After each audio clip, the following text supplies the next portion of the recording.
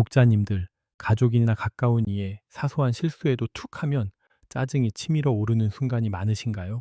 오랜만에 친구들을 만나서 분명 겉으로 즐겁게 대화했는데 막상 혼자가 되면 누군가 무심코 던진 말 한마디가 화살처럼 가슴에 박혀 자꾸만 생각나지 않으시나요? 나를 무시해서 한 말인가? 내가 예민한 걸까? 이런 생각으로 밤잠을 설친다면 당신의 마음이 옹졸해서가 아니라 뇌의 심리적 수위가 낮아졌다는 생물학적 신호입니다. 우리의 마음을 아주 얇은 유리잔이라고 한번 상상해 보세요. 예전에는 웬만한 충격에도 끄떡없었는데 어느 순간부터 작은 돌멩이 하나만 툭 떨어져도 금이 가고 물이 새는 듯한 기분이 들거든요. 그런데 여러분, 이건 절대 여러분이 나약해졌거나 성격이 예민해져서 그런 게 아니에요. 단지 여러분의 마음이라는 저수지에 물이 조금 말라 있을 뿐입니다. 물이 찰랑찰랑 가득 차 있을 때는 커다란 돌을 던져도 깊은 곳으로 가라앉으며 금방 조용해지지만 바닥이 보일 정도로 물이 마르면 아주 작은 조약돌만 떨어져도 바닥을 치며 요란한 소리를 내기 마련이니까요. 지금 여러분의 뇌는 사실 비상경보 상태예요. 남들을 챙기고 주어진 책임을 다하느라 정작 나를 돌볼 에너지가 바닥난 거죠. 주변의 작은 반응에도 심장이 쿵 내려앉는 건 여러분의 뇌가 스스로를 보호하기 위해 온 힘을 다해 잔뜩 긴장하고 있다는 증거거든요. 그동안 정말 애쓰셨다는 말씀을 꼭 드리고 싶어요. 혹시 지금 여러분의 마음속에 타인의 무례함이나 삶의 소음이 들어왔을 때 그것을 부드럽게 감싸 안아줄 빈 공간이 조금이라도 남아있나요? 아니면 숨 쉴 틈조차 없이 꽉 막혀서 답답한 상태인가요? 참 신기한 건요. 우리 주변에는 이런 상황에서도 마치 깊고 푸른 바다처럼 평온함을 유지하는 사람들이 있다는 거예요. 그들은 도대체 어떤 비밀을 가졌길래 그토록 우아하고 여유로울 수 있는 걸까요? 타고난 성격이 유독 좋아서 그런 걸까요? 놀랍게도 그 비밀은 성격이 아니라 여러분의 머릿속, 바로 뇌의 설계도 안에 숨겨져 있었습니다. 그들이 가진 여유는 사실 과학적으로 아주 정교하게 설계된 기술에 가깝거든요.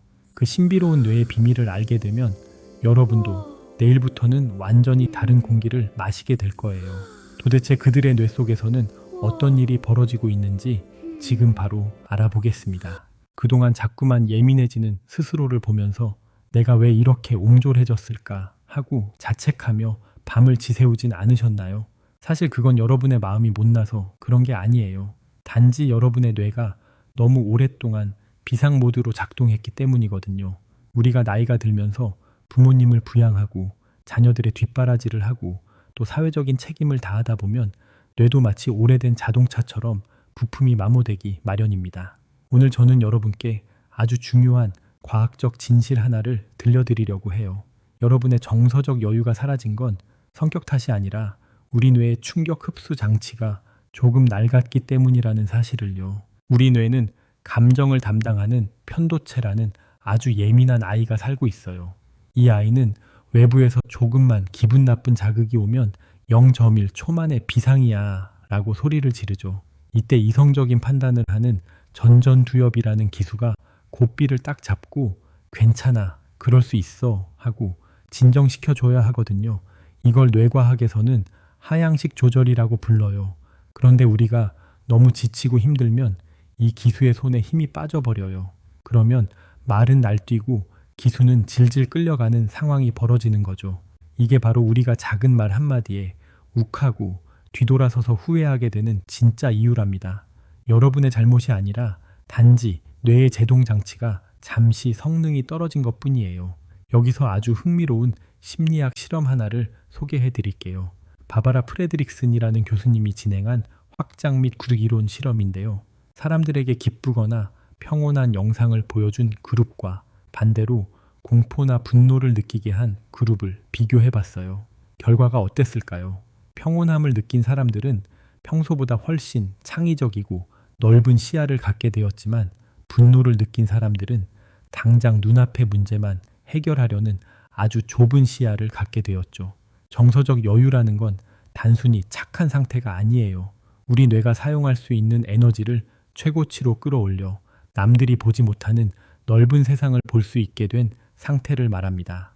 여유가 있는 분들이 유독 지혜로워 보이는 이유가 바로 여기에 있어요. 뇌가 확장 모드로 작동하고 있기 때문이죠. 또 하나 신기한 건 우리 몸의 신경계예요. 우리 몸에는 심장과 뇌를 이어주는 미주신경이라는 통로가 있는데요. 정서적으로 여유로운 사람들은 이 미주신경의 탄력성이 아주 좋습니다. 이걸 미주신경 톤이라고 불러요. 마치 잘 늘어나는 고무줄처럼 스트레스라는 강한 힘이 당겨도 끊어지지 않고 금방 제자리로 돌아오죠. 하지만 여유가 부족해지면 이 고무줄이 딱딱하게 굳어버려요. 작은 자극에도 툭 하고 끊어지거나 한번 늘어나면 원래대로 돌아오지 못하고 계속 지친 상태로 머물게 되는 거예요. 여러분이 요즘 들어 감정 회복이 더디다고 느껴졌다면 그건 미주신경이라는 고무줄이 잠시 유연성을 잃었기 때문입니다. 자, 이제 한번 스스로에게 물어봐 주세요. 나는 지금 너무 딱딱하게 굳은 고무줄로 버티고 있는 건 아닐까 하고요. 만약 그렇다면 이제는 그 고무줄을 다시 부드럽게 만들어줄 차례입니다. 내 마음의 저수지에 물을 채우고 뇌의 서스펜션을 새 것으로 갈아 끼우는 작업이 필요해요. 내 성격이 원래 이래라며 포기하지 마세요. 우리 뇌는 죽을 때까지 변할 수 있는 힘을 가지고 있거든요. 뇌과학이 밝혀낸 아주 간단하고도 강력한 방법들만 알면 여러분도 다시 그 깊고 푸른 바다 같은 여유를 되찾을 수 있습니다. 도대체 어떻게 하면 이 낡은 서스펜션을 수리하고 마음의 저수지를 가득 채울 수 있을까요? 지금 당장 일상에서 실천할 수 있는 하지만 인생을 통째로 바꿔줄 아주 특별한 3가지 비결을 지금부터 하나씩 공개합니다. 첫 번째 비결은 바로 여러분의 감정에 아주 친절한 이름표를 붙여주는 거예요. 우리 마음속에 불쑥 화가 치밀거나 서운함이 몰려올 때 우리는 보통 그 감정에 휘말려 버리죠. 어떻게 나한테 그럴 수 있어? 라며 상대를 원망하거나 아니면 난 왜 이렇게 속이 좁을까 하고 스스로를 탓하게 돼요. 그런데 이때 딱 멈추고 속으로 이렇게 한번 말해보는 거예요. 아, 내 마음속에 지금 서운함이라는 이름표를 가진 아이가 찾아왔구나. 혹은 조금 더 과학적으로 아, 내 편도체가 지금 빨간불을 켜고 반짝거리고 있네 라고 말이죠. 이걸 심리학에서는 감정 라벨링이라고 불러요. 신기하게도 우리 뇌는 감정에 이름을 붙이는 순간 감정의 센터인 편도체에서 이성의 센터인 전전두엽으로 에너지의 주도권을 넘겨줘요. 마치 날뛰던 야생마가 주인이 이름을 부르자 멈춰 서는 것과 같죠. 화가 난다 라고 느끼는 것과 내가 지금 화가 났구나 라고 관찰하는 것은 천지 차이거든요. 이 짧은 이름표 붙이기가 여러분의 뇌에 0.5초의 여유를 만들어 줄 거예요. 그 0.5초가 바로 여러분의 품격을 결정짓는 결정적인 공간이 됩니다. 오늘 누군가 여러분의 마음을 긁는 말을 한다면 속으로 조용히 이름표를 꺼내보세요. 이건 무례함이라는 이름표군 하고 말이에요. 두 번째는 우리 몸의 천연 브레이크인 미주신경을 직접 깨우는 연습이에요. 앞서 말씀드렸듯이 정서적 여유는 미주신경의 탄력성에서 나오거든요. 이걸 가장 빠르게 회복하는 방법은 바로 6초 호흡법입니다. 아주 간단해요. 불쾌한 자극을 받았을 때 혹은 마음이 조급해질 때 딱 3번만 반복해 보세요. 코로 숨을 깊게 들이마시는데 4초, 그리고 입술을 작게 오므리고 아주 천천히 내뱉는데 6초를 쓰는 거예요. 특히 내뱉는 숨을 들이마시는 숨보다 조금 더 길게 가져가는 게 핵심이에요. 왜 그럴까요? 우리가 숨을 길게 내뱉을 때 우리 몸의 부교감 신경계가 활성화되면서 미주신경이 뇌에 이런 신호를 보내거든요. 이제 괜찮아. 상황은 종료됐어. 비상 버튼 꺼도 돼. 그러면 신기하게도 두근거리던 심박수가 안정되고 딱딱하게 굳었던 근육이 부드러워져요. 이건 의지의 문제가 아니라 우리 몸의 생물학적 시스템을 이용하는 거예요. 마치 과열된 엔진에 시원한 냉각수를 붓는 것과 같죠. 운전하다가 차가 막힐 때, 혹은 아이들이나 배우자와 대화하다 욱하는 마음이 들 때 딱 6초만 숨을 내뱉어 보세요. 그 6초의 호흡이 여러분의 미주신경 톤을 높여주고 어떤 상황에서도 금방 평온을 되찾는 회복 탄력성을 선물해 줄 거예요. 마지막 3번째 방법은 제가 가장 강조하고 싶은 것인데요. 바로 정서적 예비비를 아끼는 선택적 무시의 기술입니다. 여러분, 우리의 에너지는 무한하지 않아요.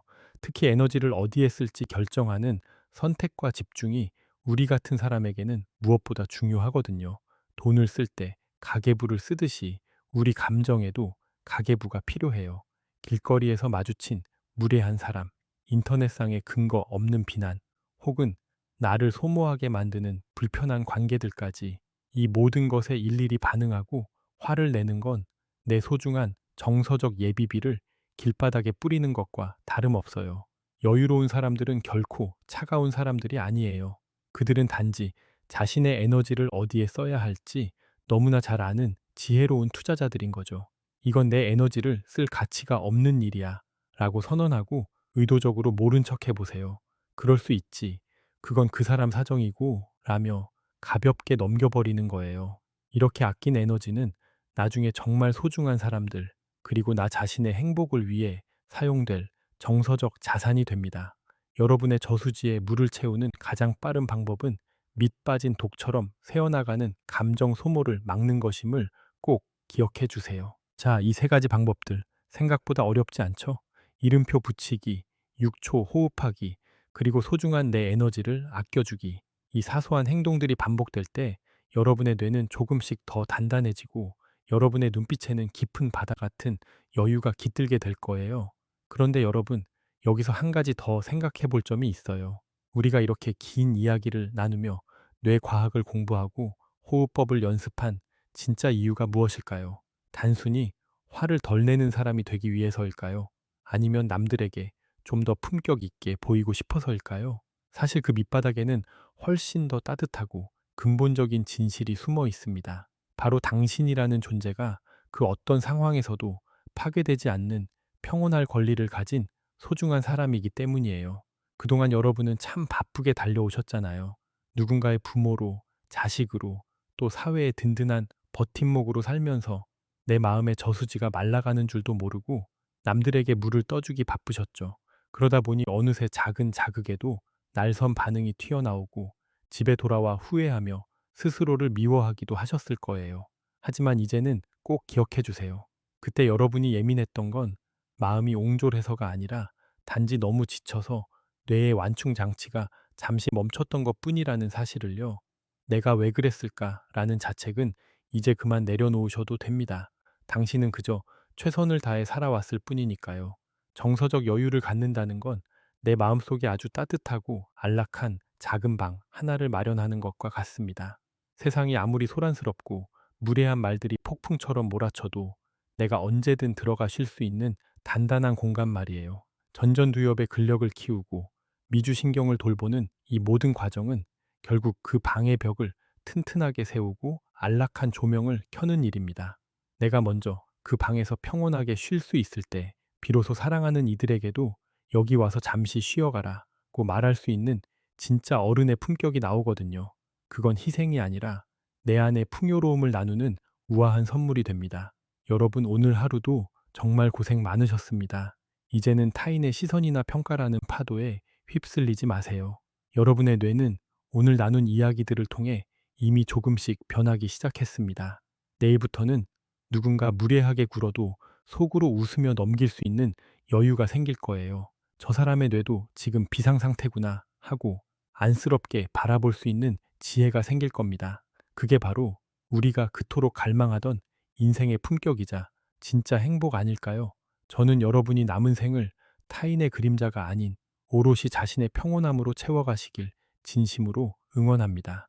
당신은 충분히 그럴 자격이 있고 그럴 힘이 이미 당신 안에 있습니다. 오늘 이 영상이 지친 여러분의 마음에 작은 쉼표 하나가 되었기를 바랍니다. 마지막으로 여러분께 묻고 싶어요. 오늘 밤 여러분의 소중한 마음을 지키기 위해 기꺼이 모른 척 해주기로 한 불편한 상황이나 감정은 무엇인가요? 혹은 나 자신을 위해 오늘 꼭 해주고 싶은 따뜻한 한마디가 있나요? 작아도 좋습니다. 댓글로 여러분의 결심과 따뜻한 고백을 자유롭게 나눠주세요. 그 글들이 모여 누군가에게는 또 다른 정서적 저수지가 될 테니까요. 오늘 이야기는 현대 심리학, 특히 긍정 심리학의 거장 바버라 프레드릭슨 교수의 긍정의 발견을 읽고 정리한 내용에 제 생각과 경험을 더하여 만들었습니다. 지금까지 나다운 나, 더 나은 나를 꿈꾸는 책 그리고였습니다.